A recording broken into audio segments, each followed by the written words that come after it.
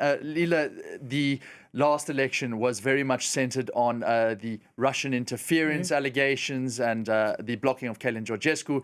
And a lot of that had to do with social media platforms like TikTok. And I'm just curious what the role of TikTok has been coming into this election now, and has it propped up Simeon in a similar way?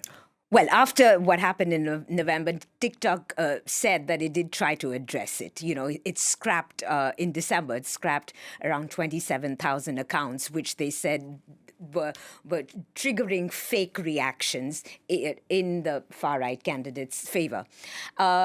But TikTok is especially important in Romania. I mean, this is a country of 19 million people, and there are around 9 million people who have TikTok accounts. But it's not the only platform. There are other platforms: Telegram, YouTube, Facebook, etc. I mean, and one of the things, the messaging, there's still been a deluge on TikTok.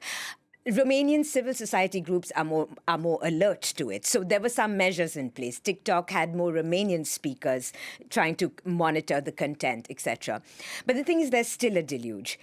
And at the heart of what we are trying to do here is we are really trying a balancing act. What Romanian authorities have been trying to do is a balancing act between free speech and keeping the sanctity of the democratic process. And one of the things which we saw between these two elections is that a lot of Romanians did not seem to understand why the November elections were annulled. So there was anger. It was seen as a stolen election. And what is very interesting right now, from a foreign policy point of view, is we have this unprecedented confluence where we have the Kremlin and the Trump administration in the White House touting this message that the election which was annulled due to Russian interference was stolen. Now, remember, Donald Trump himself faced allegations of Russian interference in his first election win in 2016. So this is right now, from the point of view of Europe, of the NATO alliance, we are in uncharted territory here